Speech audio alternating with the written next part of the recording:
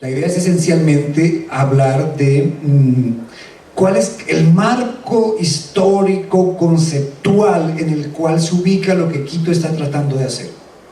No es la primera ciudad, seguramente no será la última, no será la primera medida, y eso nos lleva a tratar de entender por qué otras ciudades lo han realizado, por qué es tan difícil lograr algo que aparentemente es sencillo, porque la medida es sencilla, la medida no es algo complejo, costoso, como podría ser lo que hace Londres, que vamos a hablar. Londres, para el mismo objetivo de Quito, tiene un peaje urbano en el cual cobra 8 libras por acceder, y eso tiene unos costos y otras. Acá esta es una medida para mí la mejor en su género, o sea, de rápida implementación, de efectos inmediatos, visuales desde el primer día, y de un bajo costo, pero que tiene por el otro lado unos retos de unos cambios de comportamiento, de tocar directamente a los individuos que están más motorizados, los que más opinión generan. Entonces es un cambio total de paradigma, y eso es difícil, eso es más difícil que cualquier otro cambio en la ciudad, porque vamos a tocar a la gente y le vamos a decir: es mejor que usted intente hacer esto de esta manera, y va a ganar. Lo hace una vez por semana, y va a ganar los otros 4 días. Veamos el menú. Entonces sería: ¿qué es ese gran cambio de paradigma? ¿O qué paradigmas estaríamos cambiando? Y desarrollar en 3 grandes capítulos que me llevarían, espero, máximo 1 hora. No me dejen pasar de 1 hora para dejar un tiempo para el diálogo con ustedes. Hablar de los retos de la movilidad. La congestión no es el único, son muchos los retos. Entonces vale la pena que pongamos la mirada en él. Segundo, que hay un gran cambio en este momento. Uno de los cambios de paradigma es el cambio de tipo de ciudad que algunas urbes le están apuntando. Y por último, esas oportunidades. ¿Qué han hecho? ¿Cómo se ha hecho? En ciudades que por lo general no son la norma, sino que afortunadamente en este caso son la excepción, porque la norma, todas las ciudades hacen lo mismo de lo mismo, y creen que van a solucionar el problema de la misma vía. Lo interesante es que esa excepción hoy en día cada vez crece, y llegarán unos años que estas ciudades que fueron la excepción serán la norma. En la historia de la humanidad siempre ha pasado. Hay un ejemplo de cambio de comportamiento que me hace ser particularmente optimista. Es lo que pasó con el comportamiento con respecto al tabaco en la sociedad contemporánea. Hace 20 años, o tal vez menos, me corregirán los profesores, tal vez aquí se fumaba, o en algunas aulas de ingeniería se fumaba, y era normal, el profesor fumaba, los alumnos fumaban, todos fumábamos, y no solamente cigarrillo tal vez, y era normal, era absolutamente normal. Hoy fumar aquí, un atentado a la salud, al espacio. Cambiamos, no fumaríamos aquí, nadie de ustedes se atrevería a prender aquí un cigarrillo. Es igual en esos temas de movilidad, la sociedad cambia, los paradigmas cambian. De eso vamos a hablar, sigamos. Entonces, ¿a qué nos referimos en ese cambio de paradigma? Yo los invito a una reflexión alrededor de esta pregunta: ¿cuál es para ustedes, o cuáles son para ustedes las transformaciones más importantes del transporte en los últimos 30 años en las ciudades latinoamericanas? Pues los que saben la respuesta, porque ya me han escuchado, les pediría que permitamos a las otras personas hacer la reflexión. Para ustedes, ¿cuáles son esas grandes transformaciones de los últimos años en los temas de transporte? ¿Quién quiere opinar, dar su...? Transporte masivo. Transporte masivo, o sea, las ciudades, aunque no lo crean, en muy buena parte del siglo XX abandonaron el transporte masivo, eso lo vamos a ver, y ahora en los últimos 15, 20 años lo han tratado de recuperar con mucha fuerza, o de mejorar. Muy buen ejemplo en Quito, el trolebús. El trolebús comienza realmente hace 15 años. Digamos, ya comenzamos a ver el trolebús, y eso es un gran salto. Incluso el trolebús de Quito, no es por echarles a ustedes, digamos, elogios, pero fue en los años 90 una innovación latinoamericana, fue algo inteligente, novedoso en el espacio latinoamericano. El alcalde electo Enrique Peñalosa fue a Curitiba, y de regreso de Curitiba vino a Quito. y vino con su equipo, y se entrevistaron con César Arias y con otras personas, y dijeron, vamos a hacer algo por lo menos igual o mejor, mínimo, pero la plata no alcanzó, y no se pudo poner trolebuses, porque eran más costosos. Esa es otra realidad. Si por un lado hemos tratado de mejorar el transporte público, por otro lado el automóvil nos ha crecido de una forma absolutamente descomunal en algunas ciudades. Hay algunas donde hoy en día, como Santiago de Chile, Sao Paulo, el transporte privado automóvil supera el transporte público en porcentaje de viajes, ¿de acuerdo? Hay un cambio que tiene mucho que ver con lo que acaban de decir de transporte público y tiene que ver con el transporte privado y con la definición de estos carriles segregados, no solamente para el transporte público, sino también para bicicletas, para peatones. Es este cambio.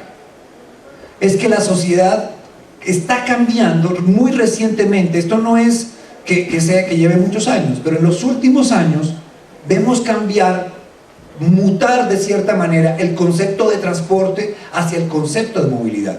Este es un cambio importante, sustancial, y no es un cambio retórico, no es semántico, no es que les dio como que ahora la palabra otra es más bonita. La palabra complementa mucho de lo que hemos hecho.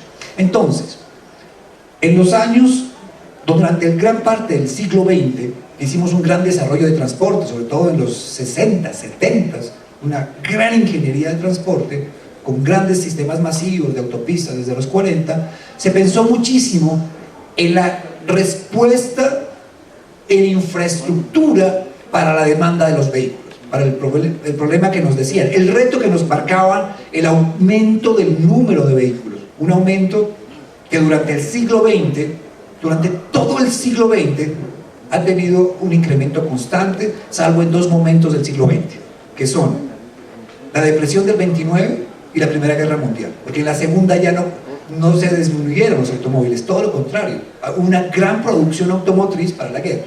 Bueno, entonces, esto es un hecho que a finales del siglo comienza a cambiar. ¿Y cuál es el punto de cambio? La crítica que se hace, de cierta manera, muy temprano, desde los años 60, a un modelo basado únicamente en infraestructura. Y ahí uno diría, la crítica dice, hemos hecho buena infraestructura, mucha infraestructura, pero nos hemos olvidado en las ciudades. Los mismos expertos dicen desde los años 60, y los profesores recordarán los trabajos de Londres, de Traffic in Towns y todos estos documentos desde 61, 62, 63 en Londres, que dicen, hemos hecho mucha infraestructura para vehículos y nos hemos olvidado de dos detalles. Yo exagero un poco, ¿no? Pero para ser didáctico sirve. Dos pequeños detalles, los seres humanos y los vehículos. Y es lo que nos dicen los críticos desde el año 1960. O sea, mucho de lo que estamos hablando hoy de sustentabilidad, de los efectos del automóvil, de todo esto, estaba escrito a partir de 1961. O sea, no es nada nuevo. Les doy un dato. A muchos nos gusta el peaje de Londres. El peaje de Londres se definió en un estudio de 1961. Y los profesores, bueno, muchos sabrán ¿cuántos años después creen ustedes que se puso el peaje en Londres para disminuir la congestión? ¿Cuántos? 15 años. 40. Más 40. 49 años después se puso el peaje. 49 años después. Entonces, estas medidas las conocemos. En los 60 ya se hablaba de sistemas de rotación para disminuir la presión de los autos. Ya se hablaba. Se hablaba obviamente de los conceptos de cobrar por congestionar, cobrar por contaminar. Ya estaban. Si ya sabíamos los técnicos que eso había que hacerlo, ¿por qué no se ha hecho? ¿Qué creen ustedes? ¿Qué faltó? Decisión. ¿Decisión de quién? De las autoridades, De las y disciplina de los usuarios.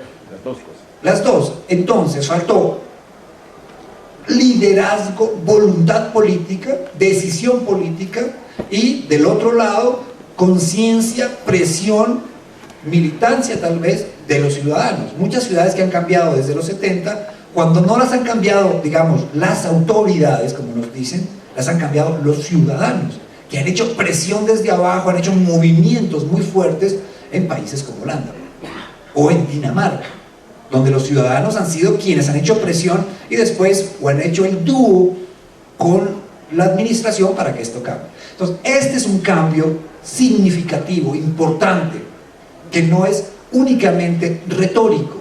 Entonces, muchas ciudades de América Latina hoy, en los últimos menos de 5 años, han cambiado sus famosas secretarías de tránsito, transporte, secretarías de tráfico y vialidades a secretarías de movilidad. Eso es un cambio importante que hay que, de cierta manera, exigir que no sea retórico, que no sea únicamente el nombre del secretariado, el nombre de la institución. Tiene que ser también un cambio, una ampliación del horizonte. Además de la infraestructura, además de los vehículos, tenemos que pensar muchísimo en esas respuestas para los otros actores de la movilidad, para los seres humanos que están en la ciudad, en ese lugar que se mueven. ¿Cuáles serán esos otros actores de la movilidad? Aparte de los vehículos de transporte público, ¿qué otros actores? Los peatones, ¿qué otro? Los ciclistas. Los ciclistas, ¿qué otro? Costo energético. No, actores. Actores. Vehículos de emergencia. Los policías. Sí, ya serían actores de control. Como actores, digamos, centrales, están transporte público, transporte privado, ciclistas, peatones, actores muy importantes que a veces son invisibles, que la política pública, incluso que están muy relacionados con el surgimiento del concepto movilidad, los discapacitados o las personas con dificultades. Ahí hay un tema muy difícil de saber si la movilidad es restringida para ellos, o ellos tienen discapacidad y no se pueden mover, o es la ciudad la que no les permite moverse, la infraestructura no les permite moverse. Yo me inclino por lo último. La discapacidad no es de ellos, la incapacidad se la genera la ciudad, las aceras, o sea, los puentes, esa es la que le genera, la barrera. Les generamos barreras a estos seres humanos que a veces no son discapacitados los que van en silla de ruedas solamente. Las personas de cierta edad, pues necesitan que la ciudad esté de otra manera, que los espacios públicos sean pensados para ellos. Sigamos. Después de esta larga introducción, sigamos. Es importante reflexionar sobre los problemas. O sea, estamos muy conscientes de que hay mucha congestión. Y hay muchos otros, y la gente habla a veces de contaminación, y habla de los problemas de la accidentalidad, de los problemas del transporte público, de cómo los peatones estorban, de cómo hace falta infraestructura, de que los semáforos están mal. Todo el mundo tiene casi un problema en tema de movilidad. Y además casi todo el mundo sabe qué hacer. Yo digo que la movilidad es como el fútbol, Todo el mundo sabe qué hacer. En el caso de la selección ecuatoriana, el único que no sabe es el entrenador. Pero los millones de ecuatorianos todos saben que hay que poner a fulano, que hay que quitar a medio. En movilidad es igual, todo el mundo cree saber que aquí hay que poner un semáforo, que aquí hay que poner un puente, aquí hay que hacer. Y el único que parece que no sabe es el alcalde o el secretario de movilidad. Entonces, la movilidad no es un tema de opinión, más, pues aquí estamos entre expertos, ustedes mejor que nadie saben que esto es un tema técnico mucho más complejo, que genera una cantidad de retos que van mucho más allá de la accidentalidad, sobre todo de la congestión.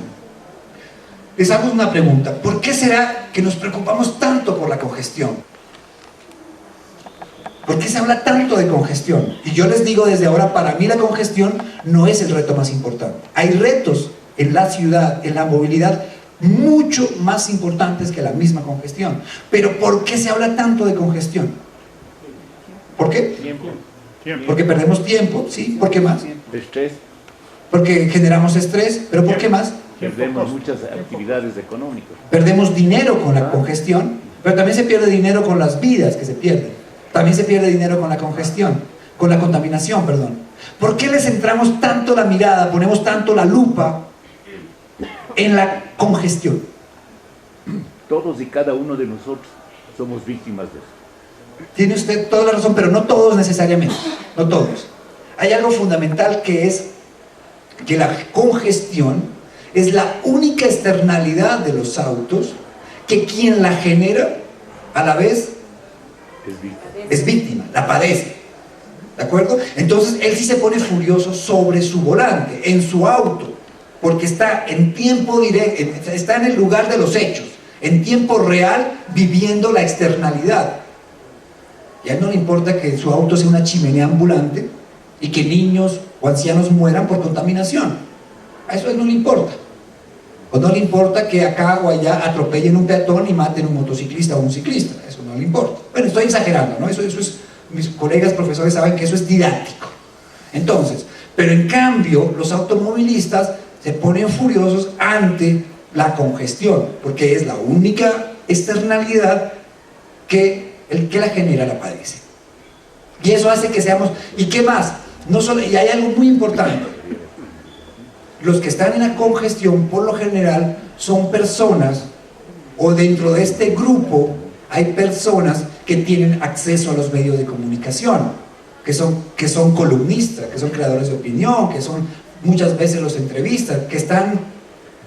Ahí sí no se puede dividir entre pelucones y no pelucones. En la congestión hay de los dos, y de los dos que tienen capacidad de hacer presión ante los gobiernos, ante las autoridades, o tienen acceso a los medios de comunicación.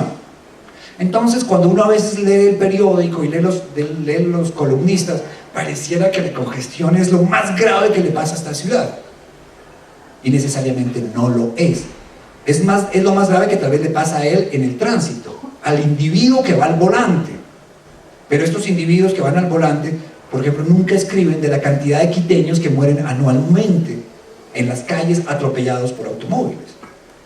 No escriben sobre las grandísimas dificultades que tienen las personas pobres que viven en estas laderas bien altas, ahí al lado del Pichincha, y que tienen que salir de sus casas muy temprano en la oscuridad, caminar por unas escaleras casi invisibles, porque casi no hay escaleras, y que tienen que bajar no sé cuántos metros para llegar a un autobús que es bien caro, bien demorado, y que le va a demorar hora y media para ir a trabajar al valle de Tumaco. Estos actores no les interesan a los creadores de opinión, y que esa es la realidad, no de 2 o 3 señoras que vienen a trabajar en servicio doméstico, sino de un volumen grandísimo de personas y seres humanos que tienen unas dificultades enormes para movilizarse en la ciudad y que no tienen auto. Y que por ende, pues, si no están dentro de los problemas de la congestión directamente, sus soluciones van a tardar. Entonces, para mí, el problema más importante en este tema no está únicamente ahí, o ahí no está, sigamos. Los problemas más graves de la movilidad, además de los convencionales, de los tradicionales que siempre hablamos, son temas más de orden social de la movilidad. Serían, en este caso, problemas de inequidad, problemas de exclusión, problemas de segregación. ¿Qué quiero decir? En viajes motorizados en Quito, redondeando cifras, más o menos, por decir algo, bueno, en muchas ciudades de América Latina, entre el 70% y el 80% de los viajes se hacen en transporte público, en muchas ciudades de América Latina, en muchas. Hay algunas que está bajando eso muy rápido, pero tradicionalmente entre el 70 y el 80% de los viajes van en unos buses, o en unos pocos metros, en uno o muy pocos trolebuses.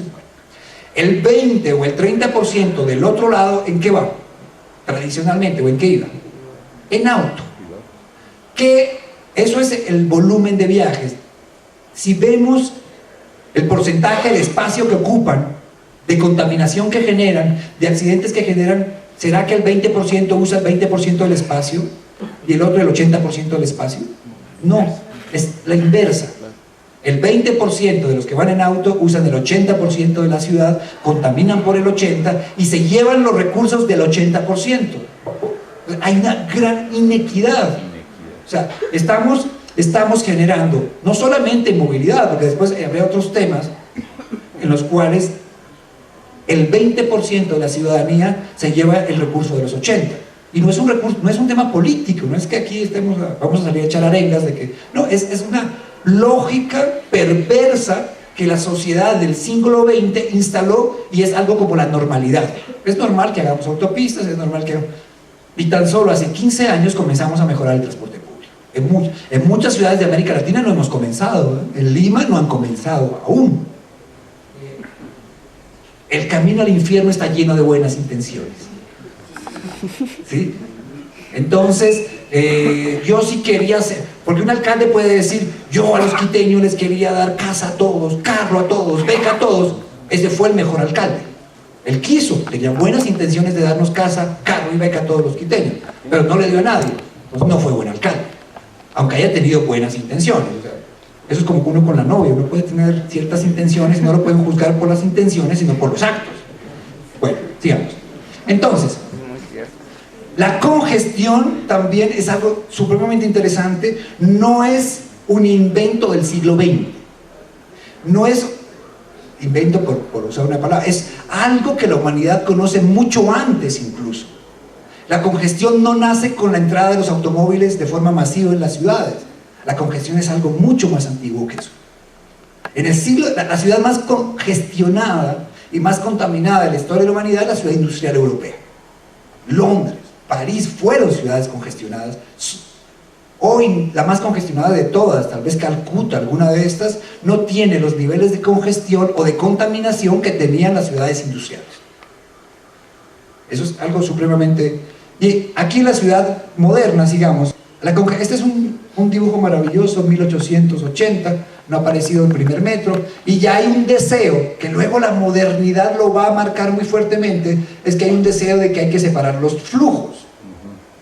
Antes de la modernidad, y aquí básicamente lo que hay es carruajes, caballos, o sea, vehículos hipomóviles y peatones, y esa es la ciudad. Pero ojo, aquí aún no se han inventado los sentidos viales. Aquí es una anarquía bastante grande en la superficie donde casi cada vehículo hipomóvil va por donde puede, o por donde quiere, o todo es doble sentido. Sigamos. Esto es un siglo XIX también, hay literatura muy linda sobre la congestión antes del automóvil, y eso es, y hay la literatura inglesa que muestra momentos de Londres súper congestionado, súper contaminado, incluso novelas, no literatura de ingeniería o urbanismo, novelas narran muy bien lo que es la ciudad industrial. Entonces, la congestión existió, venía antes incluso del automóvil. El primer metro del mundo, que es Londres, 1863, 1 de diciembre de los 63, se hace 30 años antes casi del primer automóvil, casi 30, 40 años del primer automóvil que va a circular en Londres. La ciudad está totalmente congestionada. Es tan caótica la ciudad de la superficie de Londres de 1863, se va a hacer un metro subterráneo, una primera línea, con una locomotora a vapor, con carbón. O sea, los primeros meses, casi el primer año del metro de Londres es con locomotora a vapor. Y esa locomotora de carbón en un túnel de varios kilómetros, en este momento histórico, es menos peor que la ciudad de la superficie. O sea, la ciudad de la superficie es un caos total, es muy contaminada y muy congestionada. Sigamos. Entonces, el siglo XX va a estar marcado muy fuertemente en un rechazo a esa ciudad tradicional, a esa ciudad congestionada, que incluso en algún momento se denomina la ciudad antigua, la ciudad vieja, y va a estar marcado por un anhelo de modernidad. En urbanismo, después vamos a ver la conexión muy fuerte, en urbanismo, en infraestructura, se va a buscar hacer que las ciudades sean modernas. ¿Por qué? Porque la modernidad viene ligada a dos conceptos muy fuertes que son el progreso y el desarrollo. Entonces las ciudades van a ser modernas y eso les permitirá lograr progresar y sobre todo desarrollarse. El concepto de desarrollo en este momento es supremamente importante, porque es un desarrollo a toda máquina y de un desarrollo donde no importa el costo de cierta manera, o la externalidad, no importa los impactos de cierta manera. Por eso hoy al desarrollo le pusimos apellido y estamos persiguiendo otro tipo de desarrollo. ¿Cuál? Sustentable, sostenible, porque el modelo de desarrollo clásico del siglo XX en esos temas urbanos era insostenible, terminaba por acabar con una serie de recursos en la ciudad. Esta modernidad que quiere lograr el progreso y el desarrollo tiene dos instrumentos muy fuertes que van a ser la persecución de la velocidad por medio de la infraestructura, y eso es una constante muy fuerte del siglo XX, digamos. Esto tiene, en términos de urbanismo, una serie de movimientos teóricos y prácticos a la vez, que van a formular una serie de postulados, van a formular una serie de declaraciones, cartas, manifiestos, en el cual dice, nosotros consideramos que la ciudad debe ser así, así, así, así. Incluso unos grandes congresos que se llamaban congresos internacionales de arquitectura moderna, en lo cual definían la ciudad de una manera totalmente en oposición a la ciudad tradicional. La ciudad debe ser una máquina para vivir, la ciudad debe ser un lugar que divide completamente todas las funciones, todos los lugares de trabajo, de vivir, de circular y de cultivar. Es una máquina. Y va a haber un pensamiento marcado por esa ideología desde los años 20. Y va a haber realizaciones. Y ustedes conocen varias de ellas. En estos postulados de esta ciudad donde es una máquina para vivir, sigamos. Aparecerán incluso proyectos. Este es un proyecto bandera bastante llamativo de los años 1920, 1923, y es París. Este es el centro de París, y el gran arquitecto moderno, el suizo Le Corbusier, decía que había que demoler todo el corazón de París, que había que construir unas grandes, muy grandes avenidas en el sentido este-oeste, norte-sur, y todo esto que hoy hace el centro de París y como la parte más emblemática, había que demolerla y había que dar paso a otro tipo de ciudad. Sigamos. Y este era el tipo de ciudad de ese momento histórico. Hay un detalle importante, y es que este plan fue financiado por una empresa muy grande francesa que se llamaba, ¿alguien recuerda cómo se llamaba? La empresa Voisin. Y el señor Voisin, ¿alguien sabe qué vendía? ¿Qué, perdón? ¿Qué? Automóviles. Era como decir la empresa de Renault, Peugeot o Citroën. Vendía autos. Entonces, esta fue una ciudad pensada, no solamente financiada, sino pensada para los autos. Sigamos. Sí. Entonces, eso va a marcar muy fuertemente a muchas ciudades una ideología. No solo este proyecto, sino muchos otros del momento histórico van a marcar una ideología alrededor de una idea, de unos imaginarios, de unas representaciones sociales de modernidad de este tipo. Y este es un plan para París, así como el anterior, que buscaba ser moderno, que buscaba dar una serie de respuestas a ese pensamiento de ese momento. Y este pensamiento es posible, y estas propuestas son valiosas y son valoradas en su momento histórico por una razón. Y es que esto es totalmente rechazado en ese momento como imagen. Para nosotros, ¿qué es esto hoy en día? Un lugar de ese tipo, en términos positivos. Un lugar histórico, ¿qué más? El recuerdo. El recuerdo, el patrimonio, el heritaje, dicen en inglés, o la memoria colectiva, la memoria urbana. Es un lugar con una connotación positiva, muy alta. Esto en los años 20 era un lugar, incluso desde finales del 19, insalubre e inhabitable, un lugar que había que demoler porque no tenía valor histórico realmente. El sentido del patrimonio, como lo entendemos hoy, en los años 20 era distinto. El patrimonio, la catedral, eso decían los de los años 20. Patrimonio, el gran monumento. El resto, ese montón de casitas que se parecen y todas son medio iguales, eso hay que botarlo. Eso no sirve. Y eso está escrito en los documentos de la época. Si ustedes leen la famosa Carta de Atenas, está texto. Estas edificaciones que son iguales, hay que tumbarlas, esto no sirve, hay que conservar los monumentos. Entonces, en este momento, hazle clic. Esto es un lugar con una connotación negativa y hay que dar paso a una ciudad de esta forma. Sigamos. Para entender esa idea, es ya muy detalle arquitectónico, pero se lo recuerdo de cierta manera. Esta es una imagen de una ciudad, digamos, de cierta manera tradicional porque tiene una fachada de un lado, otra fachada del otro, y es como la idea tradicional de la ciudad romana, de la ciudad española, de la ciudad iberoamericana, de las ciudades que se definieron a finales del siglo XIX, en Barcelona, en París, en Viena, en Londres. Y los modernos van a decir que esto no es bueno para la ciudad, que esto no es bueno para el hombre moderno. ¿Sí? ¿Por qué? Porque supuestamente esto no deja ver el sol, no deja tener verde, Y es un lugar que es muy monótono en términos de urbanismo. Para los que pueden traducir esta frase, no me van a contradecir que ahí dice: hay que matar la calle corredor. Esta es la calle corredor, esta es la calle tradicional. Y la idea del siglo XX es que eso hay que desaparecerlo, eso hay que matarlo.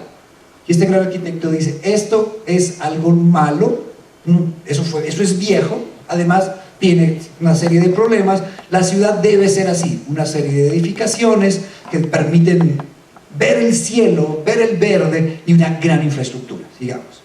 Entonces, esto, en términos prácticos, hecho por el mismo arquitecto, es esto. Y pasamos de la calle corredor a ¿qué? ¿Esto rojito qué es? Lo rosadito oscuro. ¿Perdón?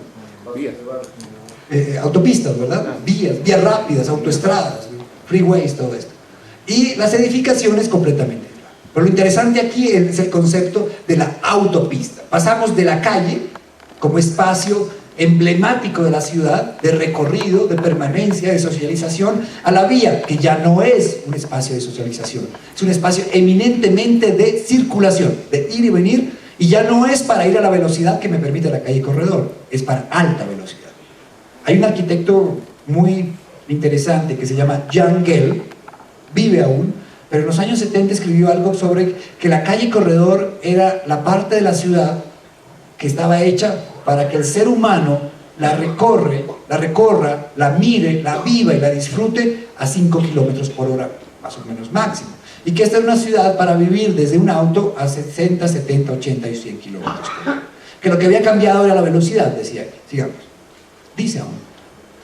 Un mejor ejemplo en América Latina no tenemos. ¿Qué ciudad es? Brasilia. Brasilia, ¿de acuerdo? Una ciudad moderna de los años 50, construida de la nada, en la mitad del país, con una arquitectura y un diseño de la época, o sea, de punta, de la máxima creatividad moderna de su momento histórico. Pero miren, por ejemplo, un detalle. Estas son las veredas de Brasilia. Y las veredas no es que aquí pasan burros, caballos que se comen el pasto. Ahí pasan seres humanos que tienen que transitar por un lugar donde nunca se pensó y nunca se diseñó que tenía que haber aceras. Porque la ciudad moderna está hecha ¿para qué? Para esto. Entonces miren, este ejemplo es bellísimo también. Y no es la periferia de Brasilia, ¿no? Es el centro, el corazón. Entonces, miren este lugar. Y esta es la imagen de la ciudad. O sea, incluso usted deja su carro y la... Sigamos. Brasilia es una ciudad espectacular, bellísima como algo escultórico, como un testimonio de la época moderna, pero desde el punto de vista de la atractividad de una ciudad, nunca tendrá el calor que tiene Río, Sao Paulo, no sé, Porto Alegre, cualquier otra ciudad brasileña. Es una ciudad totalmente fría. En Estados Unidos, la General Motors proponía que había que hacer en los 30 una ciudad completamente dividida entre los flujos. Esa fue la propuesta, esa fue la maqueta, de cierta manera. La realidad terminó siendo esto. Esto es un intercambiador vial en Los Ángeles, en el norte de Los Ángeles, de finales de los años 40. Y aquí va a arrancar la gran infraestructura de posguerra que va a venir de la mano con un lobby automotriz muy fuerte que va a perseguir que esto se expanda por todo Estados Unidos, de California ¿cómo se llama?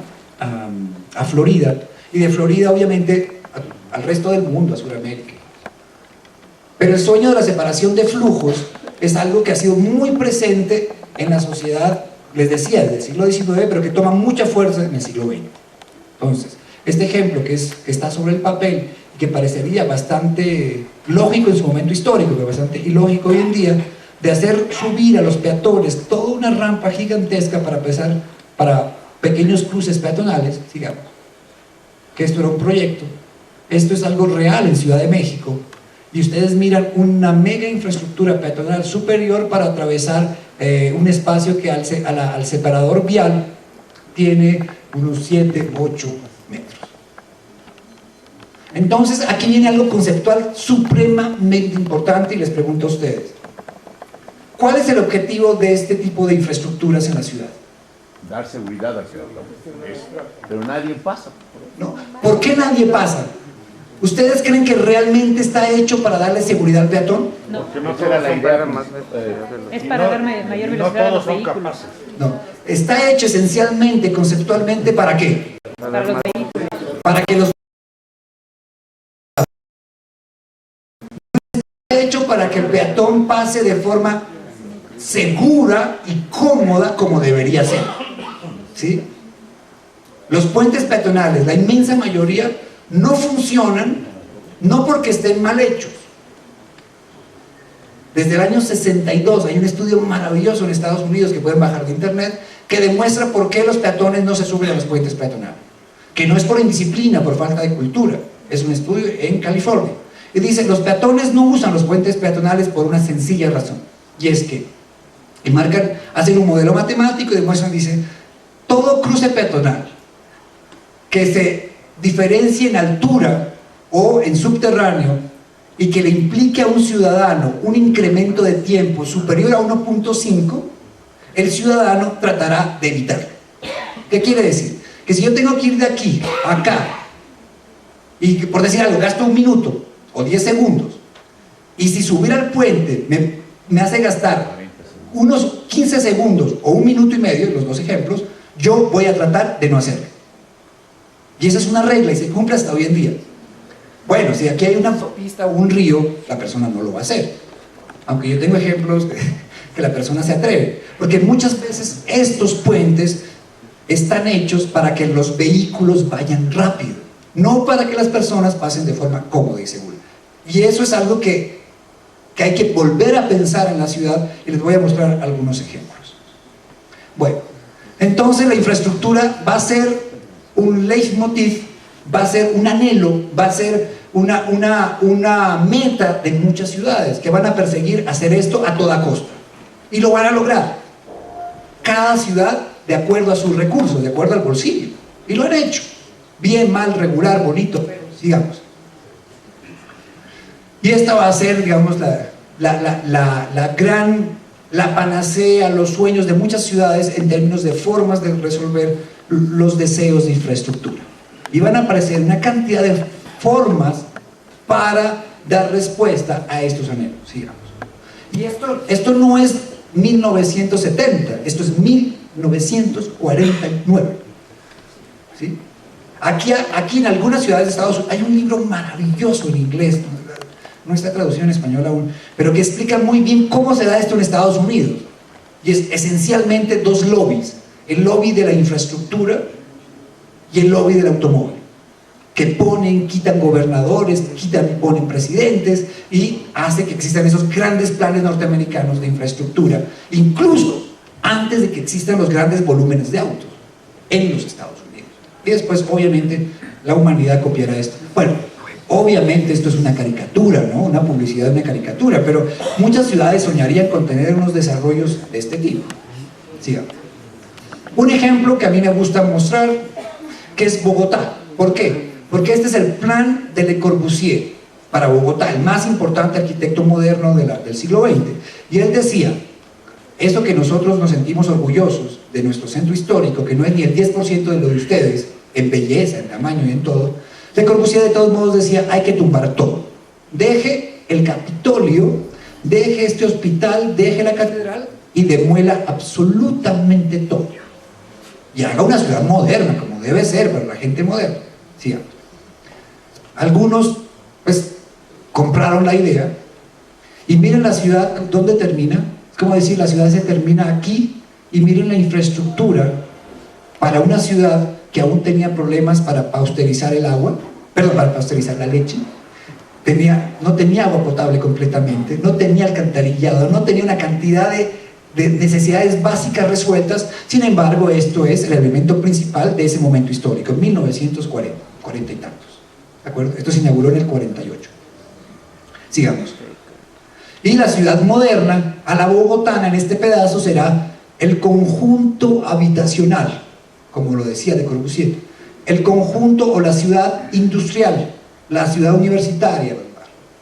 Y la ciudad pierde escala y se va a unas proporciones que había propuesto la modernidad, Les recomiendo, si alguien tiene dudas sobre estos temas y quiere leer un texto realmente bello sobre la modernidad, este es 2-3 pedazos del discurso de Octavio Paz cuando recibe el Premio Nobel de Literatura. Y hace un discurso sobre la búsqueda de la modernidad. Y aquí, él habla de literatura, ¿no? Pero a veces se sale a otros campos. Y aquí, miren este texto. Está definiendo de una manera muy concreta por qué hoy nos preocupa tanto el desarrollo sostenible o sustentable. Aquí está, lo explica muy bien, y es un discurso de Nobel de Literatura. Sigamos. Para tener una idea de la modernidad, ¿por qué quiero insistir tanto en la modernidad? Porque aún hoy la inmensa mayoría de los ciudadanos son o somos modernos. Queremos infraestructura, queremos que... O sea, ahora medio ya casi todos tenemos integrado en la cabeza el concepto de patrimonio. Y creemos que el centro histórico es importante. Hace 50 años, estoy seguro que si se hubiese hecho un referéndum para votar el centro histórico y hacer un conjunto moderno, en Quito, en Bogotá o en Lima, hubiese votado que sí. Hoy, nadie diría que hay que votar a una piedra en el centro histórico. No deja a nadie tocar, nadie deja mover una piedra. Les doy ejemplos. En Cartagena, en Colombia, que tiene una muralla bellísima, en los años 50 se votó en el Consejo Municipal votar la muralla. Y votaron un pedazo, pero no tuvieron más dinero. O no tuvieron, o se lo robaron, que sería, pero no pudieron tumbar más muralla. En Lima, en París, en muchas ciudades mexicanas, las murallas las tumbaron. Porque en ese momento histórico la muralla no era algo importante, no era algo para valorar. Incluso en Trujillo, aquí no, al sur de Ecuador, al norte de Perú, había una muralla espectacular. La botaron. Porque en ese momento histórico eso no era importante. Entonces, en este momento histórico, la modernidad, para tener una idea de los modernos, miren el tipo de vehículos, o por lo menos en el pictograma, y el tipo de arquitectura de la época. Eran modernos, pero digamos. Y miren, digamos, la ciudad de Brasilia, vista desde el aire, que según el diseñador tiene forma de un pájaro, la disposición de la arquitectura, digamos, y algunos dicen que es una ciudad muy bella cuando uno la ve de arriba, cuando la recorre en auto y cuando uno vive en Río, porque vivir en Brasilia no es, seguramente no será muy agradable, sigamos. Sí. Esto ya lo vimos, sigamos. Ejemplos de cómo perseguimos la modernidad. Pero no es por criticar a nadie, o sea, esto todas las ciudades del mundo lo hicieron. Quisieron tener vías sumergidas, elevadas, enterradas, rápidas. Y aquí también lo han hecho. Y ustedes conocen esta vía, ¿verdad? Y miren el espacio peatonal, acorde a la época. En esa época se pensaba así. Sigamos. El profesor hablaba de estas vías, del famoso Sanjón, o la vía expresa, o la vía expresa de la República en Lima, que es pionera en algunos aspectos en Sudamérica. Incluso lo innovador de esta vía fue que aquí, en la mitad, previeron incluso transporte masivo en esa época. Esta fue una innovación. Y los limeños sí se fueron con todo a demoler toda una franja completa de la ciudad y meter en el medio una gran autopista rápida hasta el centro histórico, hasta la Plaza Grau. Bueno, esto lo hicieron todas las ciudades. Para mí, esta es la ciudad más moderna de América, después de América Latina, Sudamérica, después de Brasilia. ¿Cuál? ¿Quién la reconoce? Caracas. Caracas es una ciudad supremamente moderna, hecha entre los años 50 y 60 con muy buena ingeniería europea, incluso grandes arquitectos, grandes ingenieros italianos, grandes empresas de ingeniería italiana, vienen a Caracas y hacen un desarrollo de infraestructura descomunal. Pero la infraestructura de Caracas no resuelve la gran demanda que se ha generado con el automóvil. Esta bella infraestructura hoy, sigamos, en muchos lugares de Caracas está así, sí. Y no es la foto, esto es gran parte de la cotidianidad de Caracas. Caracas está totalmente congestionado.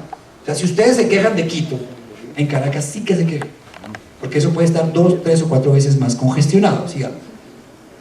En México, una gran ciudad que en los 70 hicieron unos grandes ejes transversales, longitudinales, todo esto, esta mega ciudad, hoy en día genera gran infraestructura elevada, autopistas de 10 kilómetros o sea, un gran puente, una autopista elevada de 10 kilómetros que ellos llaman segundo piso, que son muy rápidas, pero esos 10 kilómetros me permiten de llegar muy rápido, ¿a dónde?